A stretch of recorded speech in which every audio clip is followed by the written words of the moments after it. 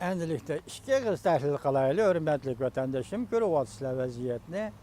Vaziyet degan mana shundoq bo'ladi ekan. Qachondir bir vaqtlarda biz yoki 1 yil burun yoki 2 yil burun Janubiy Jungo dengizining vaziyati to'g'risida so'zlashgan edik.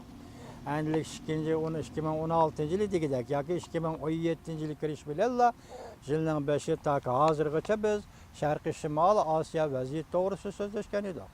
Bugunlardan endi shu 7-oyning 4-kundan aytganda Çavuşan bir raketani uzun musafirlik Xitoylar aro o'xshaydigan raketani sinab qilgandan keyin Amerika Qo'shma Shtatlari bilan Koreya ikki davlat birlashib yaqinda Koreya bilan Çavuşan chegarasi, ya'ni harbiy qism ko'p turadigan intayin nozik mudofaa rayoni hisoblangan rayonda harbiy manevr qilib 2000 qadaq atrofida bomba tashladi. 2000 qadaq atrofida bomba tashladi. Bundan qaraganda hozir Shimol va Koreya yarim orli vaziyat hozir jiddiylashgandek. Buniga Çavuşanning rahbari Kim Jong Un javob qaytargandek bir ishlar bo'ldi. Endilikda Koreya Shimoliy Çavuşan yerim orling vaziyati shundoq bo'lib turganda siz biz o'ylamagan yerdan tuyuqsizda hozir Pakistan bilan Hindistonning Kashmir to'qnashuvi o'tirg'i chiqdi. Bundan burun boshda aytdik 22 kun dedik. 22 kun davomlashgan Jungo Hindiston chegarasi Donglan rayonidagi chegarada sirkilish Hindiston armiyasi bilan Jungo armiyasi sirkilishni ko'rib o'tdi.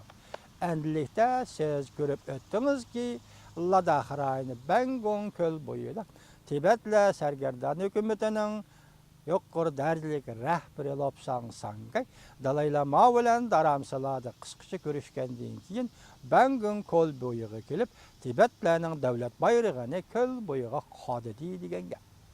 Bayroq qodashqa bu yerga odatda fuqarolar kelolmaydigan rayonga Lobsang Sangayning kelganligi munosabati bilan tahlilchilar nima buni Hindiston hukumati ruxsat qildi degan.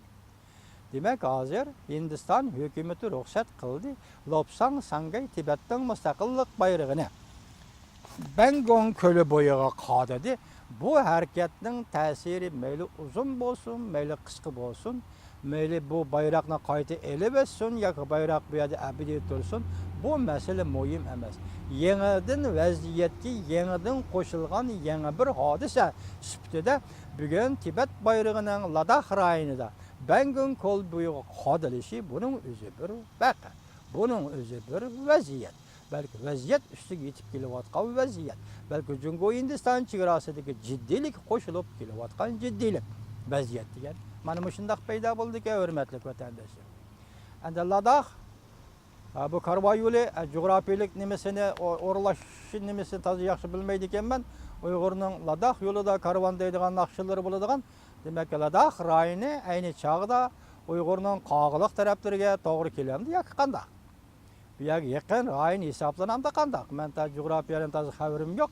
Qanday bo'lishidan qat'iy nazar, agar shunday bo'ladigan bo'lsa, bu qatim Tibet bayrog'ining Ladakh rayoniga qodilishi, o taraf Tibet rayoni, bu taraf Uyg'uriston yoki Xinjiang Uyg'ur avtonom rayoni Xitoy tilida.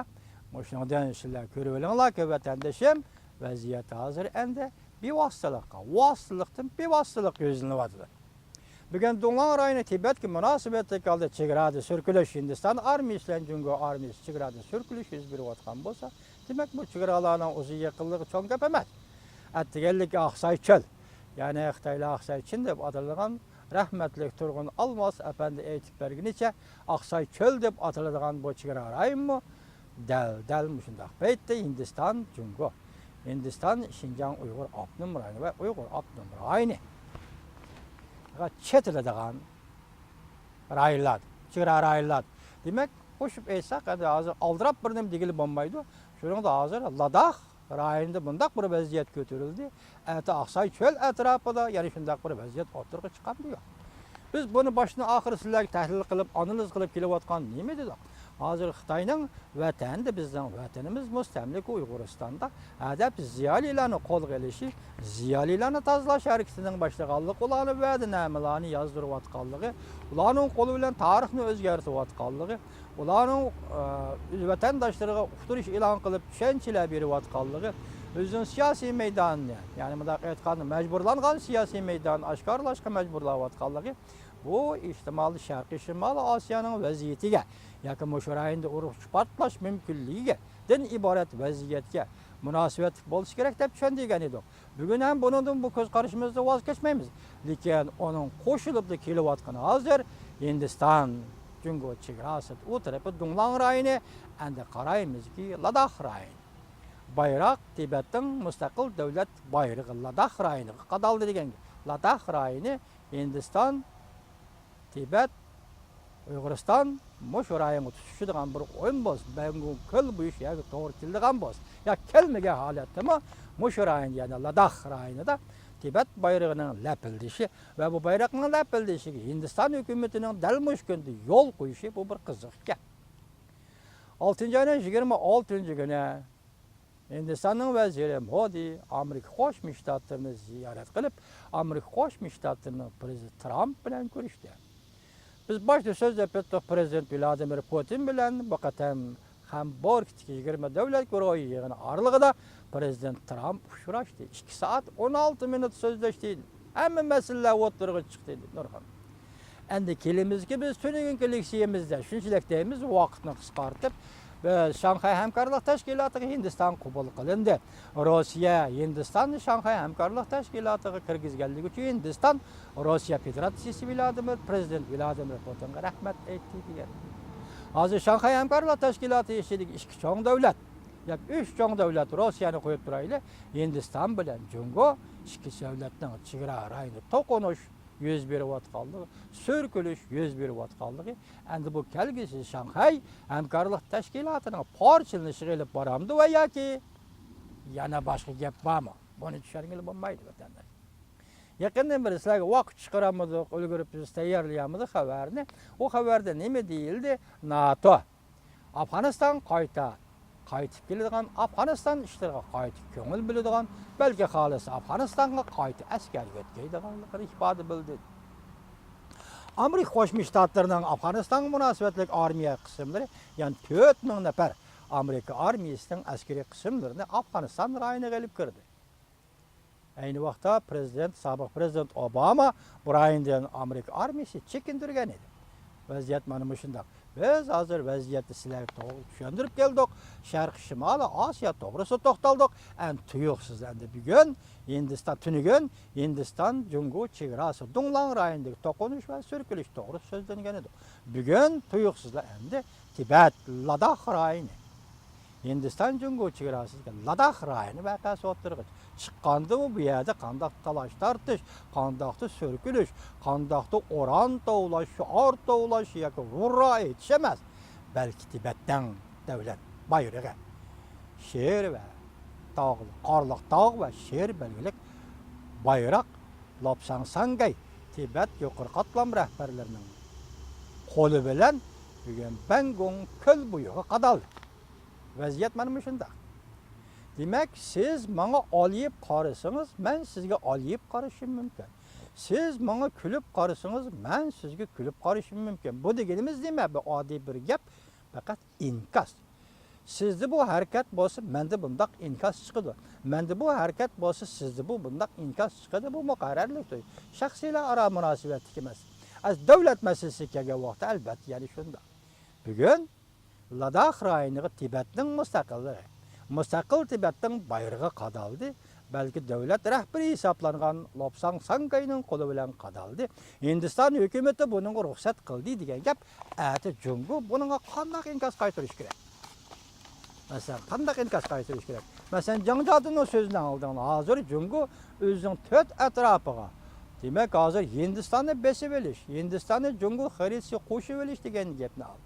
4 atrof bunisi O'rta Osiyo ham bor. Balki O'rta Osiyoga oldirib bunday qilolmaydi, chunki O'rta Osiyoning xo'jayini Rossiya Federatsiyasi. Rossiya Federatsiyasi bor. U yerga oldirib bunday qilamiz kerak. Shundaqdimi-ki Hindiston Rossiyaning eng yaqin do'sti. Hech nima degili bo'lmaydi ekan jumla vatandoshim, qarang. Hindistondagi bir davlatni, hatto o'ziga tang nopos va cho'nglik, kichiklik jihati o'ziga tang keladigan bir davlatni besib olish o'yini qirdigan bo'lsa, uning o'zi bir gap. Hozir yana bir masala sizlarga so'zlamay qoldik. Gorxar Gorkhar deydigan bir millet var ekan. Bu millet Hindistanның aşı Donglang rayonu tarafındaki millet olsa gerek. Bu qitim onun adamları yeni Dehlide namoyish qilib mustaqillik talab qildi. Hindistan demokratik devlet ok çıkarıp bularni bastırdı. 3 nafar kishi qazo qildi. Biroq bu Gorkhar degan millat mustaqil Hindistonda mustaqil bo'lib chiqamiz. Demak, Jungo bularni qo'llayotganda qanda?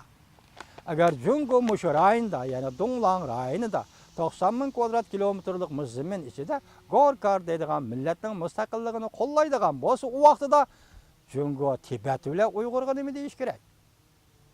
Yoki Gorkharning mustaqilligini qo'llaydigan bo'lsa, masalan, Jungo undaqda Hindiston, Tibet bilan Uyg'urga nima deyish kerak? Masalan, dal mana mushkullarda hozir xabar keldi, Voice of America ovoz radiosining birinchi bosh xabari qo'yilibdi. Yaponiya, Hindiston, Amerika Qo'shma Shtatlari 3 davlat hozir Bengal qo'ltig'ida harbiy manevr qilyapti. Demak, Bengal qo'ltig'i degan gap bu Hindiston degan gap desa bo'ladi. Bengal qo'ltig'i, Bengal qanchalik davlat? Bu Bengal qo'ltig'ida harbiy manevr qilyapti. Bu harbiy manverning, bu 3 davlat harbiy birlashib qilgan harbiy manverning hozir Ladakh rayoni vaziyatiga, shundaqla Jungo Hindiston chegarasida yuz berayotgan to'qinish vaziyatida ko'rsatadigan ta'siri nima? Bevositalik bo'lmasa yoki vositalik bo'lsa-mu, ko'rsatadigan ta'siri nima? Siz o'ylash ko'ring, hurmatli vatandoshim. Demak, yaqindan beri Yaponiya Hindiston bilan bo'lgan munosabatni yaxshi. Prezident Obama davridan, sobiq prezident Obama davrida aytganda Amerika Qo'shma Shtatlari Hindiston bilan bo'lgan munosabatni yaxshi. Bugun bu rayonda intoyini nozik masalalar o'tirg'i chiqdi. Nozik masalalarni sifatida siz bilan men diqqat qiladigan eng nozik masala Tibet masalasi, do'stlar. Tibet masalasi bir qovurg'i desa bo'ladi. Tibet masalasi, Uyg'ur masalasi, uning bir qovurg'isi, buning bir qovurg'isi desa bo'ladi. Mushunday masalalar, birikib keladigan masalalardir. Bir-birini so'rab chiqadigan masalalar, bir-biriga munosabatlik masalalar, bir-biriga ilhom beradigan masalalar mana shular. Bugun Ladakh rayoni Bangong ko'li bo'yida Tibetning davlat bayrog'i, sher va qorliq tog' balig'lik bayroq qadaldi. Qadalganda maliki inqilobchi namoyishchilarning qo'li bilan emas, Tibet sargardon hukumatining yuqori darajalik rahbari Lobsang Sangayning qo'li bilan qadaldi. Mana bugun sizlarga so'zlaydigan vaziyatimiz mana mushyagacha. Sizlar shunga diqqat qilinglarki, hozir Xitoy nimaga tayyorlik qilyapti?